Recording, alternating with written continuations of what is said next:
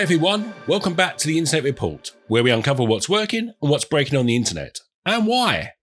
This week we're talking about data sovereignty, and why it's so important to understand the path your data takes. We'll explore AI's impact and key factors IT ops teams should consider as we head deeper into 2026.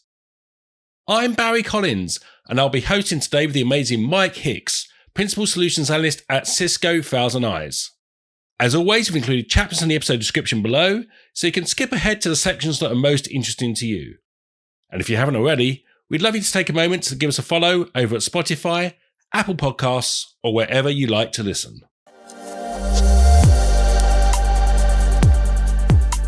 I'm sure much of our audience is familiar with the concept of data sovereignty, but just to level set, give us a quick overview of what it is. So think of it like physical goods crossing borders. Different rules apply in different places, and digital information, therefore, is subjected to laws and regulations of the country or where it's actually stored and processed.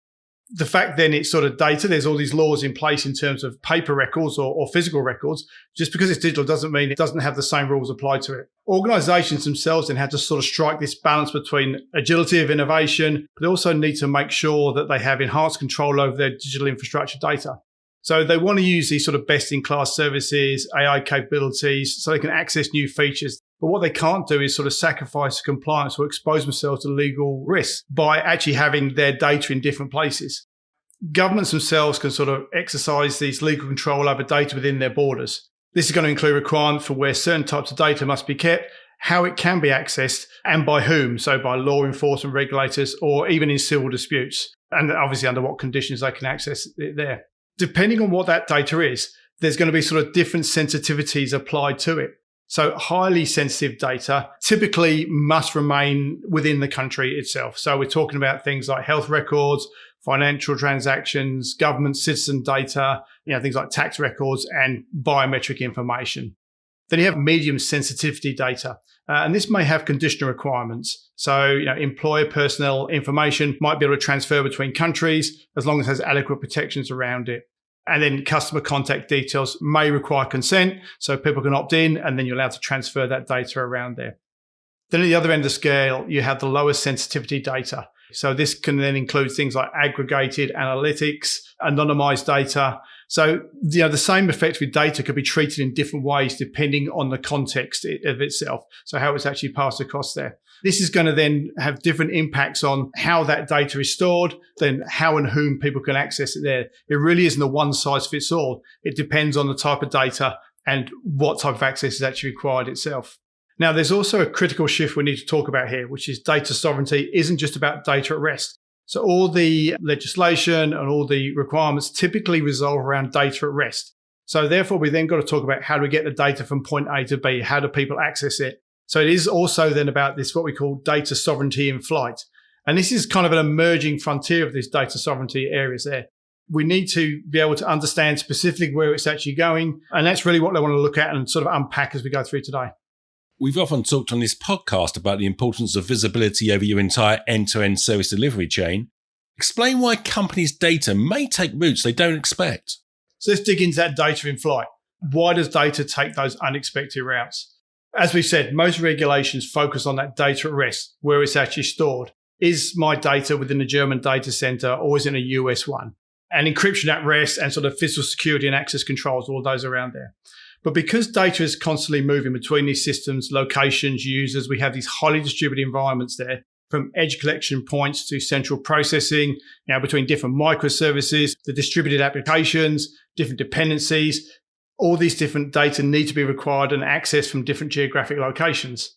Then you have to remember you have the network itself is sort of dynamic. So to building this resilience around there, we're talking about dynamic routing decisions. So BGP routing decisions, there's peering arrangements between the carriers, real-time conditions such as congestion and route leaks, these types of things that require the dynamic changing of a route itself to sort of maintain business continuity. All of this together means you're not going to take the exact path. There's all these conditions that come into play. And effectively, the internet's going to work out which path you actually take through the network itself. Now, because of this, the data can traverse multiple jurisdictions between the source and destinations. So just because you're connecting, say, Sydney to Melbourne, the traffic might go via Singapore, or it could even go via the US, depending on who your ISP is, who they're actually peering with, and the routes, and also things like CDN architectures. So where are we actually going to? Where's that local point you get there? Now, without actually sort of understanding those paths, you don't know where it's going to go. And to a degree, that's fine. We're looking at that information from the edge. You press return on your keyboard. You expect to get a response within certain times. And the network is effectively taking care of that. But because of this, you need to be able to understand exactly where it is. The other part of this then is this emerging concern, harvest now, decrypt later. So what this concerns is adversaries capturing encrypted traffic today, storing it so they can actually capture it out and decrypt later. So if your data crosses borders you didn't intend to, it kind of have this long-term risk where the data can actually be captured, let's say, and decrypted later on. To put this into context, tell us about a real-life example you discovered where a country's census data was leaving that country. So census data is probably about as sensitive as it gets. So this is personal information on an entire population. The expectation, therefore, is this is domestic-only infrastructure that's actually used. So in this particular example, this is exactly the case. There was obviously somebody sending the information from within the country, and all the data was actually being stored within the same country.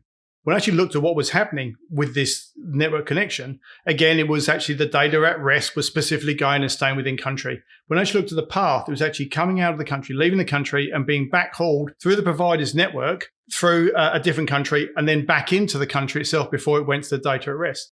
In this particular case, there wasn't actually sort of anything nefarious with this. It was just the way that the provider's network was actually structured to make the most of the optimal path. But the reality was this data was actually leaving the country to get back into a server which was located within the same country.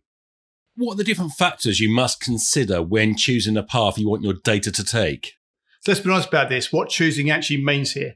So in most cases, you're not going to just draw a line on the map and say, route my traffic here, go through this one there. The internet's going to use BGP to determine where the path actually goes. And then you have the peering arrangements within there. So, what is from a load perspective and also from a cost perspective between the actual providers themselves. So you don't choose a specific path, but what you do is you choose a provider and their architecture and their constraints they have. But beyond that, you don't necessarily have a choice itself. But that choice of who your first provider is really starts to understand how that peer relationship works through, how they're peering and how they make the connections to get to that end destination there. So having said that, what we need to start classifying is what data we're actually moving. So what data are we talking about? Are we talking about health records? We're talking about financial transaction, marketing analytics themselves. Different data is going to have different regulatory requirements. Some legally can't leave the country, full stop. Others we can actually transmit through jurisdictions with adequate protections there. So the data classification is going to determine what constraints you need to impose there. And then coming back to this provider themselves, the selection is your primary control point. This is the access point where you actually sort of make this connection coming into, and you're not controlling the routing directly, but your ISP, your cloud provider, does provide that downstream peering perspective themselves. Is there anything more you can do once you've chosen a provider? So once you've actually chosen your provider, then you still have to consider the performance. Again, this comes back to the type of data you're actually moving. So some latency sensitive applications, so a trading system or real-time collaboration is actually going to sort of limit the geographic options of where we actually want to keep that data and how we actually want to get to there. If you demand your data to stay in country but need global low latency, then these constraints may actually sort of conflict. What you might need to consider in those places is sort of splitting the data up. How do we actually satisfy those needs so therefore we're actually not putting all the data together in one single part? Even if you can control the exact paths, what you can't evaluate is the likely routes themselves. So you can actually understand from your peering relationship where those partners go, but which countries they typically route through, where they actually go for those services. So sort of then understanding the legal frameworks within those jurisdictions themselves. So we know the likely route for this traffic to go through country A or country B, understand the actual legal jurisdictions for that, because this is always coming into place. So as we said, different countries have different legal requirements about what you can actually access and how you can access that data. So understanding which countries you're passing through, you understand sort of what access people can actually have to that data themselves. The other thing about this is we are talking about this dynamic world. So really need to sort of understand that everything's going to change at any one time or can change on there. This is constantly moving itself. So ultimately, when we're thinking about this, we really need to sort of understand where our paths are going from any one time. And sometimes this actually might mean changing your architecture themselves. So if data sovereignty is actually critical specifically for this part of the application, it may mean you actually sort of need to say, move that data closer or understand what is happening within there. Or consider things like a sovereign cloud, where everything's going to be guaranteed in jurisdiction by design itself. It might be actually a little bit less convenient, but it's actually going to allow you to comply with the regulations to store your data. It's not only a primary route that must be considered, but the route the data should take if that primary route fails, right? Because that's often when surprises occur. Yeah.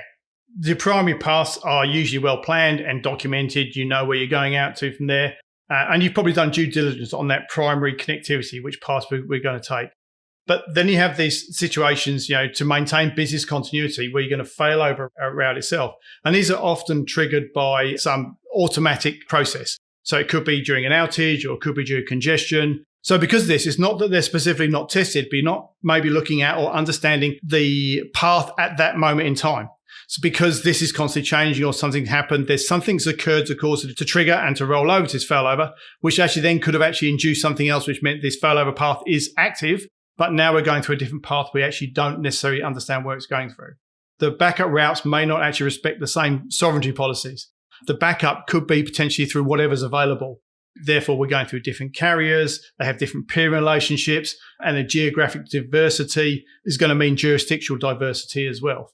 So effectively, this could actually sort of expose the data to different jurisdictions or less secure infrastructure itself. We might take a longer path because we need to maintain connectivity, so therefore traveling through more countries. Or to actually maintain speed, we've actually dropped a different circuit. We may have a less secure protocol or lower encryption standards to make sure the traffic passes through there.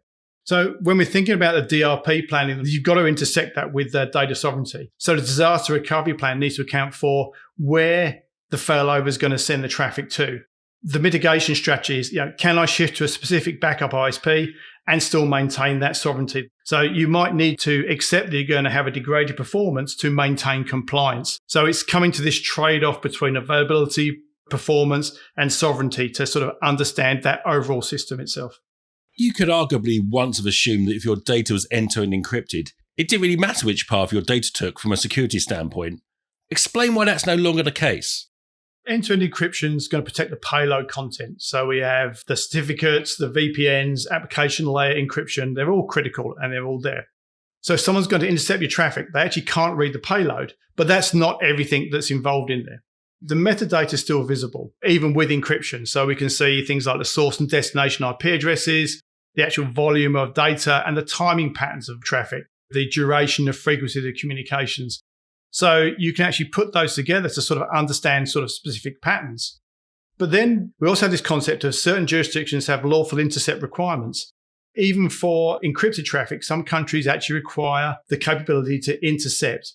This may require escrow keys or backdoors, but the fact is then just because the payload is encrypted doesn't mean that it's not subject to legal access within those countries themselves.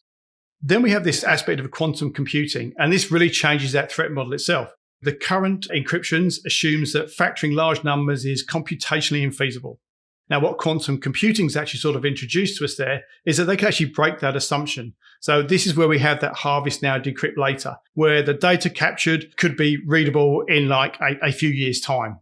So the bottom line to this is the encryption is necessary, but it's not on its own sufficient. It's a foundation to control, but it's not the complete solution. You need to combine the encryption with routing controls, visibility, and governance. So this defense in depth, encryption plus sovereignty-aware routing is really what you need to consider. AI adds another layer of complexity to this discussion. What new questions should we be asking about data sovereignty in the age of AI? AI adds an entirely new dimension to data sovereignty. So the traditional concerns still apply, which paths we take in there, but AI creates fundamentally new data flows. So where is our inference happening? Is it on the device? Is it on the edge? Is it a centralized cloud? And where's the training data stored? Where's it going to be processed? And potentially where's that data going to be retained itself? But critically there, where is the AI directing data to go? Which path we're going to take it to? Which tools do I need to call down? Where are those tools located? Which countries are they in? We might be crossing different boundaries themselves. Agentic systems are going to make autonomous routing decisions at machine speeds. And when I say they're making routing decisions, what I mean is they're actually selecting the destination where they're going to go.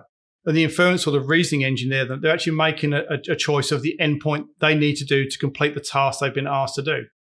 From there, this actually might route to wherever that inference cluster has capacity. Now, again, this could be in a different country. It could span multiple providers, different jurisdictions, all without the explicit user choice. So you've actually asked it to do this task, and now it's gone off and to complete that task, and it's going to do whatever it needs to actually do there. So what we actually need to do in these situations is to have that visibility within these autonomous choices to make sure they're aligned with your sovereignty requirements or your actual requirements themselves.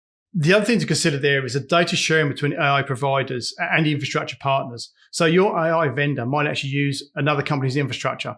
So again, we're going to have other systems involved. We have sub-processors, third-party model providers themselves. These complex business relationships are going to determine where the data actually goes. You need to understand the full chain, not just your direct vendor.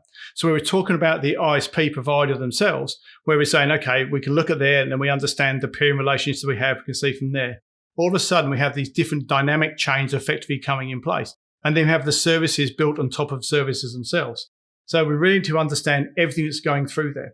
You need to understand how your agentic systems are functioning and are they operating within intended parameters. And those parameters need to include specifically where are we getting those tools from? Are we selecting those tools? Where is that data actually stored? And where's our training model, our data going to be stored and retained? Finally, Mike, just wrap up the factors we need to be considering when thinking about data sovereignty as we head deeper into 2026. The key takeaway is that data sovereignty isn't just about storage anymore. It's about the entire journey. Where we talked about data at rest, that was effectively chapter 1. Now, data in flight is chapter 2. And most organizations probably haven't considered or opened that book on that yet. So from that collection through the processing to storage and the deletion of the data, you need to consider that end-to-end data lifecycle and the governance that goes with there. The other thing you need to consider is that regulations continue to evolve globally. What's compliant today may not be tomorrow. Which countries have different jurisdiction laws may actually change tomorrow there. And also we have this situation where the AI stuff's starting to grow. Now, there is a few AI-specific regulations coming in, the EU AI Act, but there will others actually follow close by. So you need to be able to understand these, stay current, understand what's happening around those systems themselves. I was actually focusing on 3 pillars there. I'd actually say compliance, security, control. Compliance to make sure you're meeting the regulatory requirements there. Security, so you're aware and protecting against threats, including potentially future ones. So sort of these 0-day type things there. And control, ultimately knowing where the data is and the ability to enforce policies to sort of stop getting access to the data themselves. Also consider evaluating sovereign cloud options. So, what is a sovereign cloud? So sovereign cloud is cloud infrastructure where everything stays within jurisdiction. So it's not just the servers, but the operations, the administrations, the support staff, and they're all in one country. Data never leaves the borders, even for backup or disaster recoveries. So, things like this, we consider sort of government cloud environments with air-gapped infrastructure, financial services using domestic-only cloud regions with local operations teams and the like there.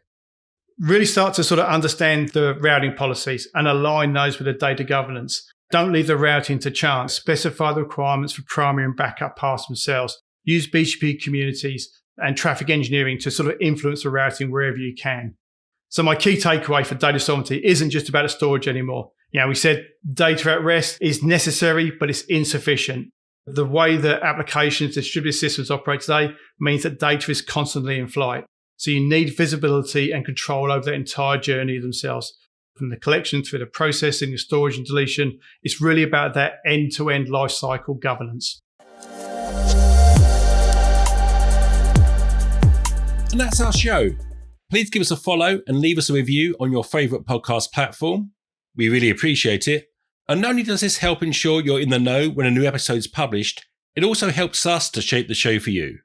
You can follow us on LinkedIn or X at ThousandEyes, or send questions or feedback to internetreport@thousandeyes.com. Until next time, goodbye.